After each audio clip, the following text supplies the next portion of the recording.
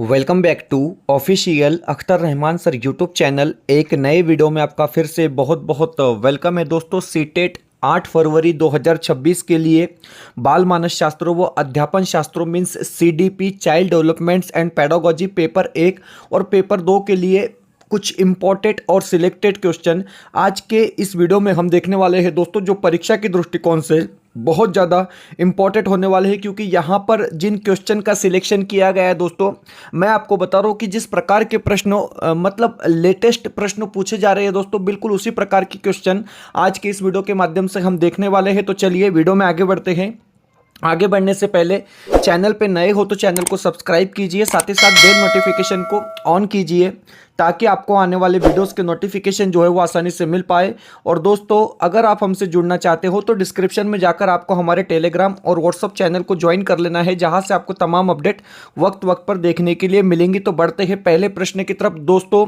परीक्षा में 9 दिन का वक्त बचा है और स्मार्ट लर्निंग स्मार्ट रिवीजन हम यहाँ पर करने वाले हैं, क्योंकि ज़्यादा वक्त हमने अब यहाँ लेना नहीं है दोस्तों। डायरेक्ट क्वेश्चन और डायरेक्ट आंसर क्या है हम यहाँ पर देखेंगे। तो चलिए बढ़ते हैं पहले प्रश्न की तरफ। वीडियो को लाइक कर देंगे। अब देखिए, पहला जो प्रश्न है वो आपकी स्क्रीन पर इस प्रकार पूछा गया है कि डैश डैश अवस्था में बच्चे मानसिक रूप से समस्याओं को हल कर सकते हैं, लेकिन समस्या को स्वयं सामग्री से संबंधित होना चाहिए, न कि प्रतीकों से। इस प्रकार का प्रश्न आपको पूछा गया है। हम हर बार आपको कहते हैं कि प्रश्न को समझना बहुत ज्यादा जरूरी है। 4 विकल्प आपके सामने यहां पर दिए गए हैं दोस्तों, और विकल्प बी आपका जो यहां पर रहेगा मूर्त संक्रियात्मक अवस्था, ये हमारा यहां पर क्या है दोस्तों, राइट आंसर होने वाला है। ऑप्शन बी जो होगा आपका वो बिल्कुल सटीक आंसर यहां पर हो जाएगा। चलिए अगले प्रश्न की तरफ बढ़ते हैं।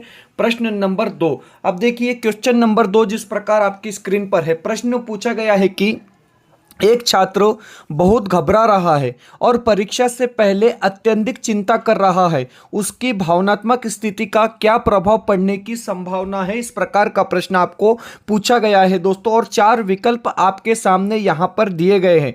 देखिए बिल्कुल सिंपल सी बात है कि अगर उस पर भावनात्मक स्थिति का क्या प्रभाव पड़ने की संभावना है, तो नकारात्मक परीक्षा में उनके प्रदर्शन को प्रभावित करती है। मतलब नकारात्मकता क्या कर सकती है, तो परीक्षा में उनके प्रदर्शन को प्रभावित कर सकती है दोस्तों। तो मतलब आपका विकल्प डी यहां पर क्या है, सही आंसर हो जाएगा। ऑप्शन बी जो डी जो रहेगा दोस्तों वो बिल्कुल सही जवाब होगा, क्योंकि जिस प्रकार के प्रश्न हम यहां पर देख रहे हैं दोस्तों, बिल्कुल स्मार्ट रिवीजन और सुपर फास्ट रिवीजन यहां पर हम कर रहे हैं, जो परीक्षा के दृष्टिकोण से आप लोगों के लिए बहुत ज्यादा इंपॉर्टेंट होने वाले हैं। चलिए बढ़ते हैं अगले प्रश्न की तरफ। प्रश्न नंबर 3। अब देखिए आपकी स्क्रीन पर जो तीसरा प्रश्न है दोस्तों, वो किस प्रकार पूछा गया है कि एक नए विषय का परिचय देते समय एक शिक्षक को ऐसे प्रश्न पूछने चाहिए कि जो, इस प्रकार का प्रश्न आपको पूछा गया है।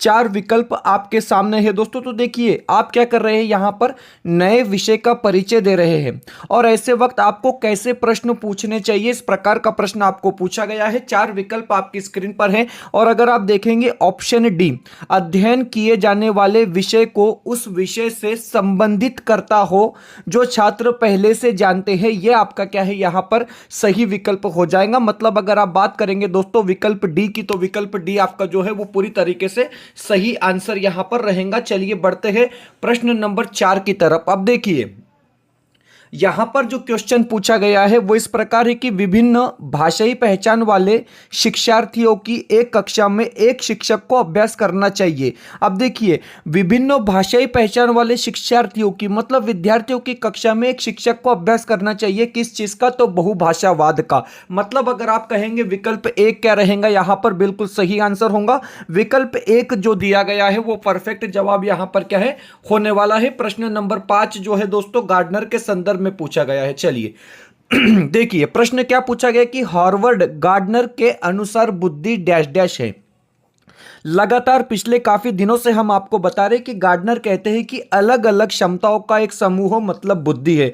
तो आपका विकल्प डी की अगर आप बात करेंगे कि कई अलग अलग क्षमताओं का एक समूह यहां पर बुद्धि को दर्शाता है, मतलब विकल्प डी आपका क्या है गार्डनर के संदर्भ में सही आंसर यहां पर हो जाएगा दोस्तों। फिर से क्या है, एक क्वेश्चन आपको गार्डनर के संदर्भ में बैक टू बैक यहां पर दिया गया है दोस्तों, क्योंकि किसी प्रकार का कंफ्यूजन आप परीक्षा में नहीं होना चाहिए। मैं आपको बता रहा हूं कि सिर्फ 9 दिन का वक्त परीक्षा में बचा है दोस्तों, और जिस प्रकार की लर्निंग, जिस प्रकार का रिवीजन आप यहां पर कर रहे हैं, ये परीक्षा के दृष्टिकोण से आप लोगों के लिए बहुत ज्यादा इफेक्टेबल रहेगा। प्रश्न पूछा गया है कि हार्वर्ड गार्डनर ने प्रस्तावित किया कि डैश डैश। अब देखिए, मैंने आपको कहा कि वो कहते हैं कि अलग अलग समूहों का, अलग अलग समूह जो होते हैं उसको हम बुद्धि कहते हैं दोस्तों। तो यहां पर फिर से क्या है, आपको बताया गया कि बुद्धि में कई प्रकार की मानवीय क्षमताएं शामिल है। मतलब आपको यहां पर विकल्प डी नजर आ रहा है और विकल्प डी आपका क्या है दोस्तों, सही जवाब हो जाएगा गार्डनर के संदर्भ में। अगले प्रश्न की तरफ बढ़ते हैं, प्रश्न नंबर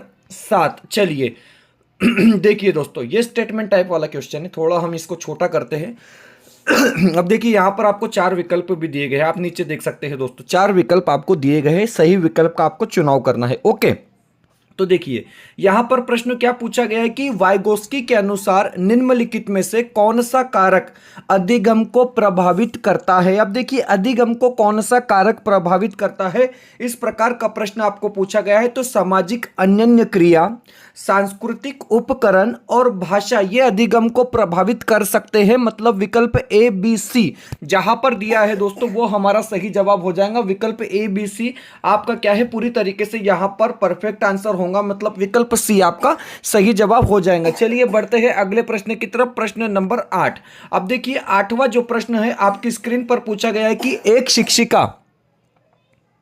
एक शिक्षिका को किस प्रकार की विविधताओं का सम्मान करना चाहिए और अपनी कक्षा में शामिल करना चाहिए। इस प्रकार का प्रश्न आपको पूछा गया है। 4 विकल्प आपके सामने हैं। तो देखिए दोस्तों, यहां पर क्षेत्रीय, सामाजिक, सांस्कृतिक, आर्थिक और भाषाई। तो देखिए, एक शिक्षिका को किस प्रकार की विविधताओं का सम्मान करना चाहिए, तो सामाजिक और सांस्कृतिक। मतलब आपका विकल्प बी यहां पर क्या होगा, सही होगा। विकल्प बी जो रहेगा दोस्तों, वो आपका बिल्कुल राइट आंसर यहां पर रहेगा। चलिए बढ़ते हैं आगे, प्रश्न नंबर 9 की तरफ। 9वां जो क्वेश्चन है वो इस प्रकार का प्रश्न है दोस्तों, क्योंकि इस प्रकार के मैं आपको बता रहा हूं कि बहुत से प्रश्न पूछे जाते हैं। आपको एक अभिकथन दिया जाता है, एक कारण दिया जाता है और सही उत्तर का आपको क्या है, यहां पर चुनाव करना होता है। तो देखिए, यहां पर जो प्रश्न है, अगर आप अभिकथन ए देखेंगे तो मनुष्य अपने पूरे जीवन काल में गत्यात्मक और संज्ञानात्मक क्षेत्रों में नई चीजें सीखने और याद रखने में सक्षम है। मतलब आपका विकल्प ए जो हो गया वो सही हो गया, इसको आपने सही कर देना है। कारण बताया गया है कि गंभीर रूप से वंचित बाल्यावस्था के परिणामों के बाद के वर्षों में आसानी से बदला जा सकता है। तो यह विकल्प आपका यहां पर क्या है दोस्तों, गलत दिया गया है। मतलब आप कहेंगे कि सर ए सही है लेकिन बी यहां पर क्या है, गलत है। मतलब आपका विकल्प सी जो हो जाएगा वो हमारा सही आंसर रहेगा। प्रश्न नंबर 10। अब देखिए, आपकी स्क्रीन पर जो 10वां प्रश्न पूछा गया है, जो 10वां क्वेश्चन पूछा गया है वो इस प्रकार पूछा गया है कि निम्नलिखित व्यवहारों की प्राथमिक विशेषता क्या है। आवेगशीलता, कम ध्यान देने की अवधि, फुजूल खर्ची, लंबे समय तक बैठने में असमर्थता क्या दर्शाती है। तो ये दर्शाती है दोस्तों अति सक्रियता विकार, मतलब ध्यानाभाव। मतलब विकल्प सी आपका यहां पर क्या है, सही विकल्प होगा। ऑप्शन सी जो रहेगा आपका वो राइट आंसर होगा। दोस्तों हम आगे बढ़ते हैं। आगे बढ़ने से पहले चैनल पे नए हो तो चैनल को सब्सक्राइब कीजिए, साथ ही साथ बेल नोटिफिकेशन को ऑन कीजिए ताकि आपको आने वाले वीडियोस के नोटिफिकेशन जो है वो आसानी से मिल पाए। और दोस्तों अगर आप हमसे जुड़ना चाहते हो तो डिस्क्रिप्शन में जाकर आपको हमारे टेलीग्राम और व्हाट्सएप चैनल को ज्वाइन कर लेना है, जहां से आपको टीएटी और सीटेट से जुड़ी तमाम अपडेट वक्त वक्त पर देखने के लिए मिलेंगी। साथ ही साथ अगर आप हमारे चैनल की मेंबरशिप हासिल करना चाहते हो तो सिंपली ज्वाइन बटन को ज्वाइन कर आप हमारे चैनल की मेंबरशिप हासिल कर सकते हैं, जिससे क्या है दोस्तों, आपको हमारे टीएटी महाटेट 2026 और सीटेट 2026 के सभी लेक्चर बिल्कुल फ्री में देखने के लिए मिलेंगे। तो अभी ज्वाइन बटन को ज्वाइन कर क्या है, आप हमारे चैनल की मेंबरशिप हासिल कर सकते हैं। दोस्तों अगर आप टीएटी सीटेट पास होना चाहते हो तो आपने मेंबरशिप हासिल कर लेनी है, क्योंकि टोटली अभ्यास आपको यहां से क्या है दोस्तों, कराया जाएगा। चलिए, अब प्रश्न पूछा गया है 11 नंबर। आप देखेंगे प्रश्न नंबर 11 पूछा गया कि विकास क्या है। सिंपल सी बात है दोस्तों, पीवाईक्यू से यह प्रश्न लिया गया है। और अगर आप कहेंगे कि शरीर के मध्य से बाहर की दिशा में होता है तो आप कहेंगे सर बिल्कुल सही जवाब है। ऑप्शन 1 जो रहेगा आपका वो बिल्कुल सही विकल्प यहां पर रहेगा। अगले प्रश्न की तरफ बढ़ते गए दोस्तों, बिल्कुल स्मार्ट लर्निंग और सुपर फास्ट तरीके से हमने यहां पर क्या है, प्रश्न के उत्तर देखने हैं। आप देखिए दोस्तों, गत्यात्मक मूल्यांकन को लेकर प्रश्न पूछा गया है कि गत्यात्मक गत्यात्मक मूल्यांकन क्या समझने में मदद करता है। आपके पास 4 विकल्प है दोस्तों। थोड़ा सा डिफिकल्ट ये क्वेश्चन आपके लिए हो सकता है, क्योंकि आपको अगर डेफिनेशन पता नहीं है कि गत्यात्मक मूल्यमापन क्या होता है तो आप प्रश्न में फंस सकते हो। यहां पर आपका सही विकल्प होगा कि बच्चे की विशिष्ट अधिगम आवश्यकताएं अवस्थाएं। आपका विकल्प सी सही हो जाएगा।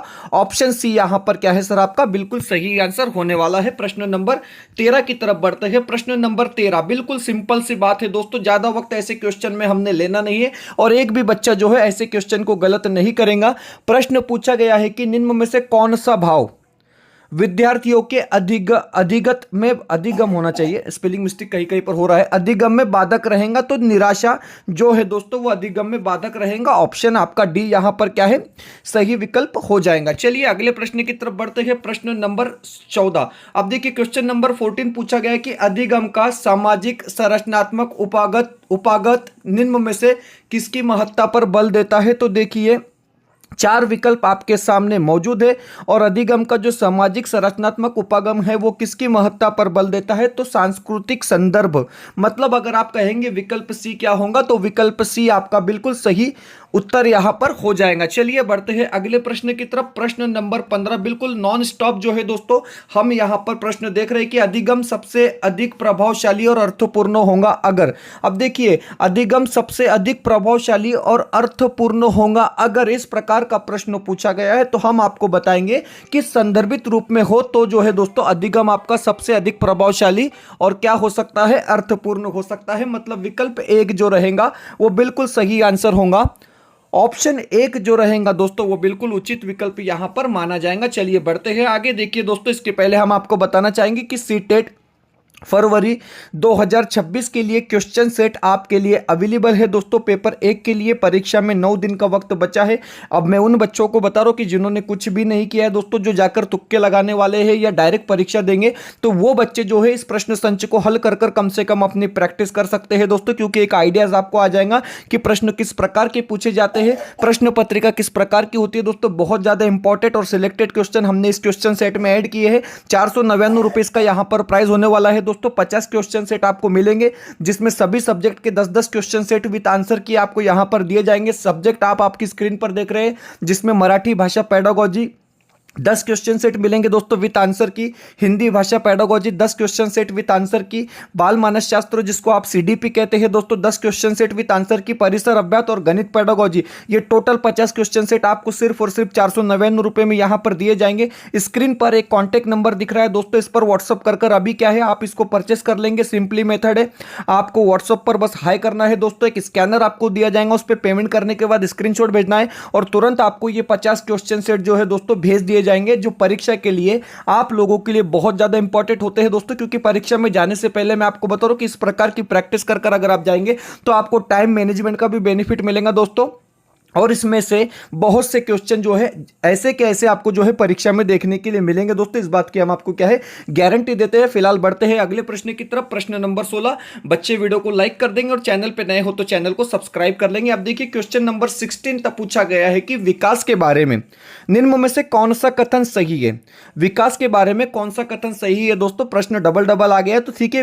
विकास के बारे में कौन सा कथन सही है, तो देखिए विकास में व्यक्तिगत भिन्नताएं होती है, हर इंसान एक दूसरे से अलग होता है, ये बात तो हम पहले से जानते हैं। तो आपका विकल्प सी जो रहेगा वो सही हो जाएगा। ऑप्शन सी यहां पर क्या है दोस्तों, विकास के संदर्भ में आपका राइट आंसर रहेगा। प्रश्न नंबर 17। अब प्रश्न 17 पूछा गया कि जीन पियाजे के सिद्धांत में इस प्रक्रिया को क्या कहते हैं। जब कोई बच्चा मौजूदा स्कीमा के संदर्भ में नई वस्तु या घटनाओं को देखता है तो हम क्या कहते हैं, तो देखिए इसको समावेशन कहते हैं। क्योंकि जीन पियाजे, लेव वाइगोस्की, कोहलबर्ग ये 3 लोग ऐसे हैं दोस्तों जिनको लेकर भर भर के प्रश्न आपको पूछे जाएंगे, तो इसको हम क्या कहेंगे, समावेशन कहेंगे। पहला विकल्प आपका यहां पर क्या है, सही हो जाएगा। ऑप्शन 1 जो रहेगा दोस्तों वो बिल्कुल राइट आंसर आपका यहां पर क्या है होने वाला है। चलिए मूल्यांकन कैसा होना चाहिए अगला प्रश्न है।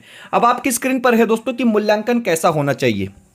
तो देखिए 4 विकल्प आपके सामने हैं और मूल्यांकन कैसा होना चाहिए, सर्वगीण व समग्र होना चाहिए। अगर आप कहेंगे कि सर विकल्प 1 यहां पर सही हो जाएगा तो बिल्कुल ऑप्शन 1 जो है वो आपका राइट आंसर यहां पर क्या है दोस्तों रहेगा। प्रश्न नंबर 19। अब देखिए 19वां जो प्रश्न है वो पूछा गया है कि कौन सा उदाहरण सहायकी तकनीक का इस्तेमाल करते हुए विद्यार्थियों को सुनने में मदद करेगा। चार विकल्प आपके सामने, बात हो रही है सुनने में मदद कौन सा करेगा, तो ध्वनि प्रवर्धक करेगा। मतलब आपका विकल्प सी जो रहेगा दोस्तों वो यहां पर क्या है, राइट आंसर हो जाएगा। विकल्प सी जो रहेगा आपका दोस्तों वो बिल्कुल सही जवाब यहां पर होगा। एक मिनट सॉरी। चलिए आगे बढ़ते हैं प्रश्न नंबर 20 की तरफ। बिल्कुल सिलेक्टेड क्वेश्चन दोस्तों क्या है हम आज की इस वीडियो में देख रहे हैं। चलिए अगला जो प्रश्न है वो कोहलबर्ग के संदर्भ में है कि कोहलबर्ग के नैतिक विकास के किस चरण में बच्चों का तर्क कानून की नैतिकता के इर्द गिर्द घूमता है। तो देखिए पारंपरिक नैतिकता जो होती है दोस्तों उसमें बच्चों का जो तर्क है वो कानून की नैतिकता के आसपास मतलब इर्द गिर्द घूमता है। आपका विकल्प एक जो रहेगा वो यहां पर सही आंसर हो जाएगा। ऑप्शन एक जो दिया गया है दोस्तों वो बिल्कुल परफेक्ट आंसर आपका यहां पर क्या है होने वाला है दोस्तों। और देखिए यहां पर आप देख रहे हैं दोस्तों कि हिंदी और मराठी के हमारे जो नोट्स है टीएटी मतलब महाटेट 2026 के लिए हमने लॉन्च कर दिए दोस्तों 26 जनवरी 2026 से। और आपके लिए सिर्फ और सिर्फ 199 रुपए में यहां पर मराठी का जो है दोस्तों नोट्स मिलने वाला है पीडीएफ के स्वरूप में। आपको तुरंत पीडीएफ भेज दिया जाएगा, आप इसको जेरॉक्स कर कर पढ़ेंगे दोस्तों। बिल्कुल शॉर्ट है, बहुत ज्यादा पढ़ने की आपको आवश्यकता नहीं है और पूरा का पूरा पेपर क्या है दोस्तों इसी में से आपको देखने के लिए मिलेगा। तो इसको परचेस करने के लिए आप हमें व्हाट्सअप कर सकते हैं दोस्तों, तुरंत क्या है आपको ये दे दिया जाएगा। ओनली 199 इसका प्राइस है दोस्तों। मराठी व्याकरण की किताब है और इसमें 2 क्वेश्चन पेपर आपको मिलेंगे और साहित्यकार और उनकी रचनाओं के लेकर भी जो है दोस्तों इसमें डिटेल दी गई है। फिलहाल वीडियो में इतना ही, मिलते हैं नए वीडियो में बेहतर अपडेट के साथ।